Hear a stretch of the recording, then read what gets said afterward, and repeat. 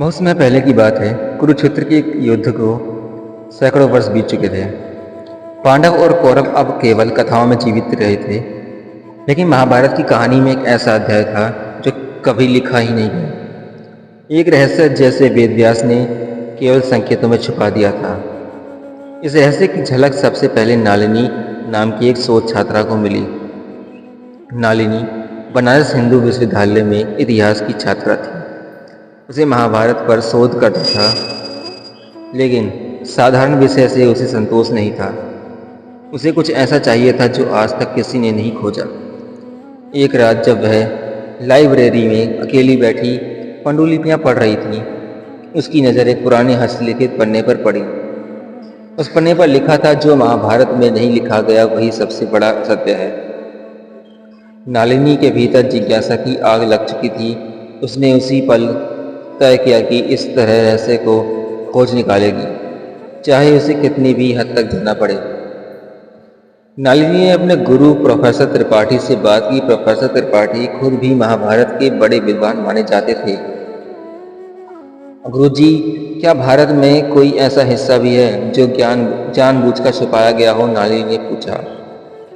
त्रिपाठी ने गहरी सांस लिए कहा, हाँ, कहा जाता है कि महाभारत में अश्वत्थामा का रहस्य अब भी जीवित है। वह अमर है और उसके पास वह मंत्र है जिसे अजय भक्ति प्राप्ति की जा सकती है। नालिनी को जैसे बिजली का झटका लगा। अश्वत्थामा वही योद्धा जिसने द्रोणाचार्य के पुत्र होने के बावजूद भी छल कपट योद्धा और धर्म के नाम पर श्राप पाया था कि वह चिरंजीवी रहेगा, लेकिन घावों से पीड़ित रहेगा। कहते हैं कि अगर अश्वत्थामा को खोज लिया जाए तो महाभारत का सबसे बड़ा रहस्य खुल सकता है। त्रिपाठी की जी ने धीरे से कहा। नालिनी ने अगला कदम उठाया। उसने अश्वत्थामा से जुड़ी कथाओं को खोजना शुरू किया। उसे पता चला कि मध्य प्रदेश के उज्जैन में एक पुरानी साधु के बारे में कहा जाता है।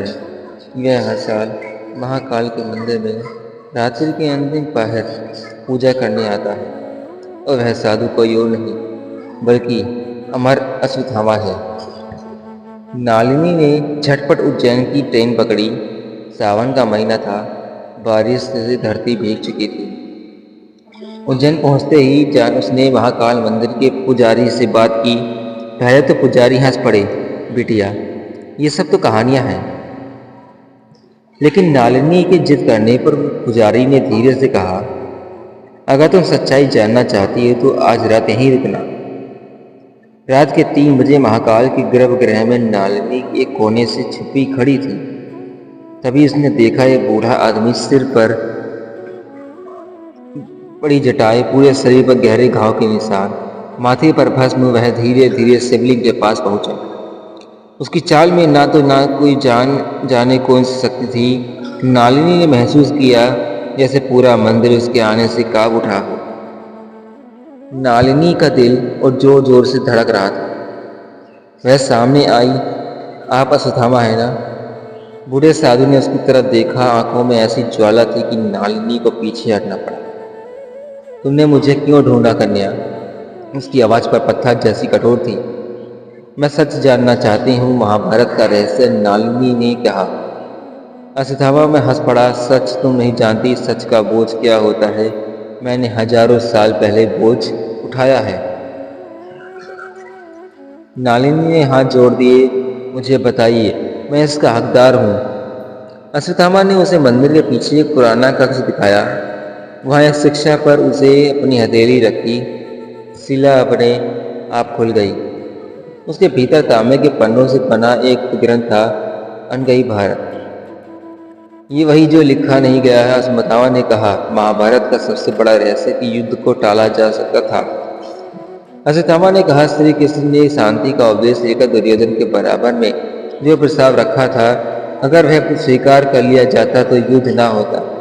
लेकिन असली रहस्य ये नहीं। असली रहस्य ये है कि उस प्रस्ताव में एक मंत्र भी था जो अगर पढ़ लिया जाता तो सारे योद्धा हथियार डाल देते।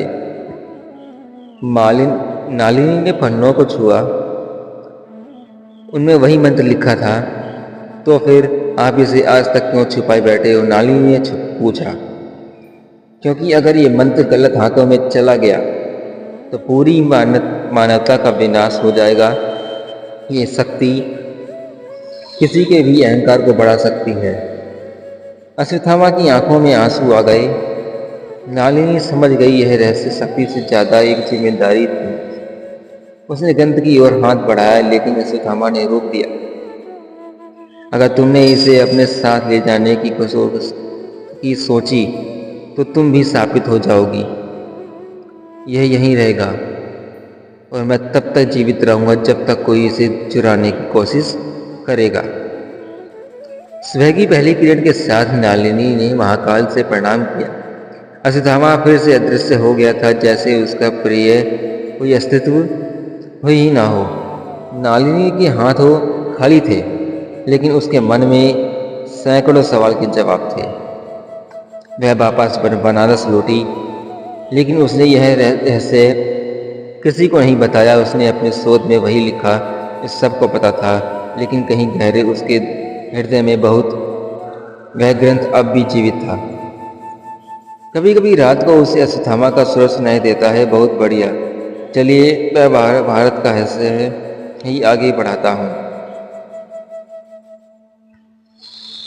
बनारस लौटने के बाद नलिनी ने बाहर से तो अपनी सामान्य जिंदगी में लौटने की कोशिश की, लेकिन भीतर से वो बदल चुकी थी।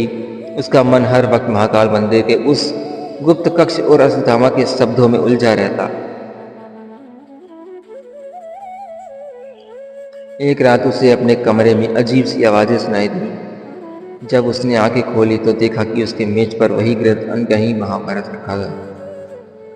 उसका शरीर कांप गया। यह कहाँ से आया, कैसे हुआ?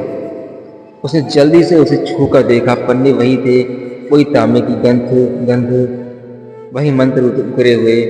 उसे अश्वत्थामा के शब्द आए हुए थे। अगर तुम्हें इसे अपने साथ ले जाने की सोची तो तुम शापित हो जाओगी। लेकिन उसने उस ग्रंथ को छुआ ही नहीं था, फिर यह यहाँ कैसे आया? धन्यवाद। अगले दिन सुबह ही उसके कमरे पर दस्तक हुई। बाहर एक साधारण सा युवक खड़ा था। लंबे बाल, बड़ी दाढ़ी, माथे पर हल्का तिलक। उसने खुद को आर्यन बताया। वह खुद को एक पुरातत्वविद बताता था। मुझे पता चला है कि तुमने कुछ ऐसा देखा है जो सबको नहीं दिखता, आर्यन ने कहा। नलिनी ने चौंक कर पूछा, तुम्हें कैसे पता? आर्यन मुस्कुराया। अश्वत्थामा ने मुझे भेजा है। नलिनी को विश्वास नहीं हुआ कि क्या अश्वत्थामा अब भी उस ग्रंथ को किसी के हाथ में नहीं जाने देना चाहता। आर्यन ने धीरे से कहा, तुम्हारे पास अब वह मंत्र है, लेकिन तुम्हें पता भी है कि वह असल में क्या कर सकता है। नलिनी ने ग्रंथ खोला।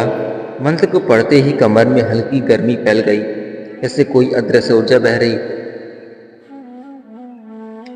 आर्यन ने कहा, अगर इसे ठीक से ना पढ़ा गया तो यह विनाश ला सकता है, लेकिन सही हाथों में यह दुनिया से युद्ध का नाम मिटा सकता है। नलिनी के दिमाग में बवंडर चल रहा था। क्या वो इसे सरकार को सौंप दे, या किसी विश्व संस्था को, या हमेशा के लिए नष्ट कर दे? लेकिन नलिनी को यह नहीं पता था कि उसकी हर हरकत पर नजर रखी जा रही थी। उसी शहर में एक गुप्त संगठन था, काली धारा, जो भारत के प्राचीन रहस्यों को खोज कर उन्हें हथियार में बदलने की कोशिश करता था। काली धारा के सरगना राघव शेर को भी ग्रंथ का पता चल चुका था। उसकी नजर में यह मंत्र को विश्व शक्ति बनाने का शक्ति था। उस रात नलिनी के कमरे में घुसपैठ हुई काली धारा के नकाबपोश लोग ग्रंथ चुराने आए, लेकिन तभी आर्यन ने उनका सामना किया। दोनों तरफ से तलवारें और अग्नेयास्त्र निकल आए। कमरे में तांडव मच गया। किताब के पन्ने इधर उधर बिखर गए। नलिनी एक कोने में दुबकी रही, लेकिन उसने देखा आर्यन किसी योद्धा की तरह लड़ रहा था। उसके बारों में एक प्राचीन युद्ध की झलक थी, जैसे वह कोई आम आदमी नहीं बल्कि किसी योद्धा का। अचानक हवा में एक छाया उभरी। वही अश्वत्थामा, वह सिर्फ नलिनी को दिख रहा था। तुम्हें यह मंत्र नहीं छोड़ना होगा, नालिनी अगर ये उनके हाथ लगा तो इतिहास खुद को फिर दोहराएगा। नालिनी ने हिम्मत करके मंत्र के पीड़ों को उठाया। उसने वही मंत्र उल्टा शुरू किया। जैसे ही मंत्र उल्टा पढ़ा गया पूरा ग्रंथ चलने लगा, जैसे उसके शब्द हवा में राख बनकर उड़ने लगे। काली धारा के लोग चिल्लाए नहीं, लेकिन देर हो चुकी थी। मंत्र राख हो चुका था। आर्यन ने नालिनी को बाहर खींचा। दोनों भागते हुए जलते हुए कमरे से बाहर निकले। रात के सन्नाटे में गंगा के किनारे नालिनी और आर्यन बैठकर उस राख को पानी में बहा रहे थे। नालिनी ने गहरी सांस ली। क्या मैंने सही किया? आर्यन ने मुस्कुराते हुए कहा, कभी कभी सबसे बड़ा रहस्य वही होता है जिसे मिटा देना चाहिए। आर्यन ने कहा, तुम्हारे भीतर अब भी बह सकती है। मंत्र तो राख हो गया, लेकिन उसका ज्ञान तुम्हारे मन में सुरक्षित है। अब तय करना है उसे किसके लिए इस्तेमाल करना है, विनाश के लिए या शांति के लिए। नालिनी ने गंगा को प्रणाम किया। अब वह जान चुकी थी महाभारत का रहस्य केवल शब्दों में नहीं था, बल्कि हर मनुष्य के भीतर था। और सबसे बड़ा युद्ध हमेशा अपने भीतर ही होता है। नालिनी अब बनारस लौट आई थी, लेकिन अब वो साधारण शोध छात्रा नहीं थी।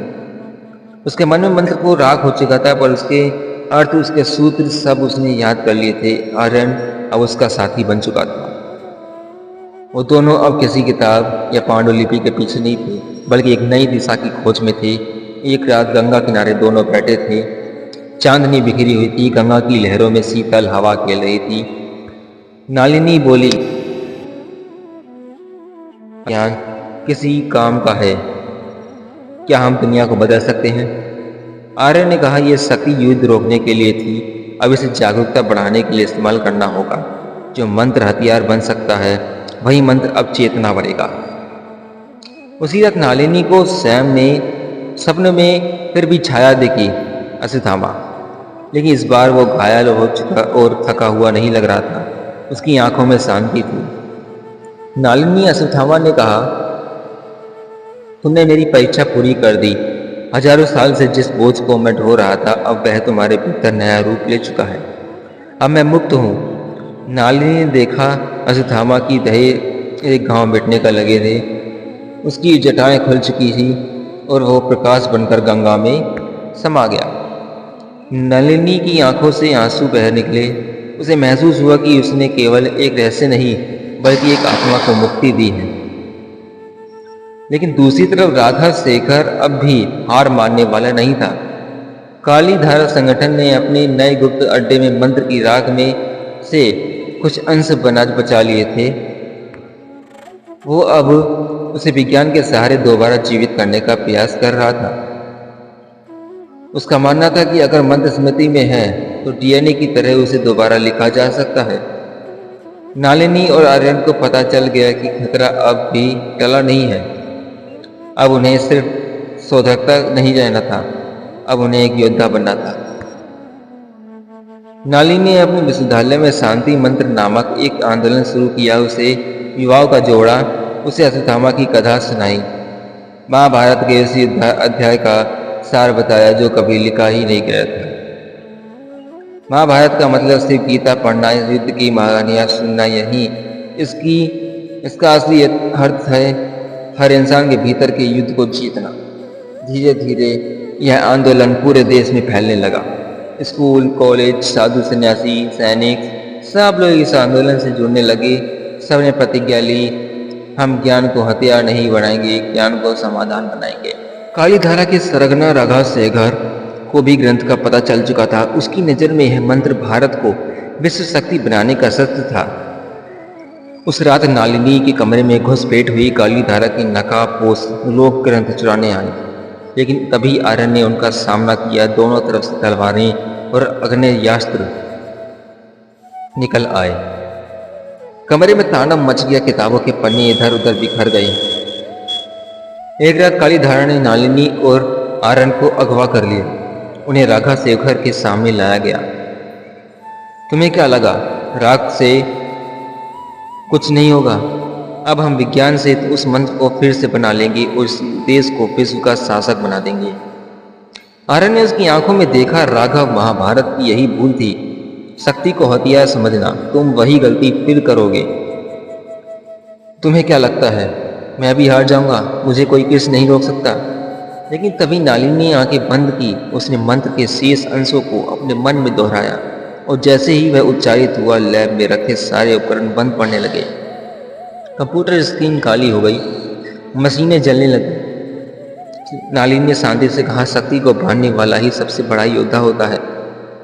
राघव को गिरफ्तार कर लिया गया। काली धारा का मुख्यालय सील कर दिया गया।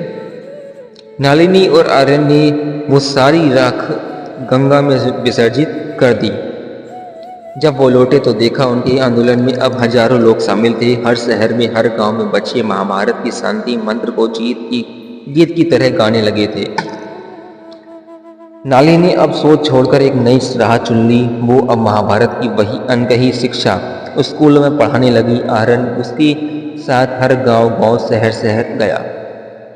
महाभारत का रहस्य अब किसी के गुप्त ग्रंथ में नहीं था, वो हर मनुष्य के भीतर था। हर वो इंसान जो अपने भीतर के युद्ध को जीत लेता, वही अर्जुन था, वही कृष्ण था, वही अश्वत्थामा था और वही महाभारत का नया अध्याय था। कभी कभी सबसे बड़ा रहस्य किताबों में नहीं होता, वो हमारी सोच, हमारे कर्म और हमारी आत्मा में होता है। महाभारत सिर्फ युद्ध की कथा नहीं, ये भीतर की लड़ाई जीतने की अनंत यात्रा होती है। धन्यवाद।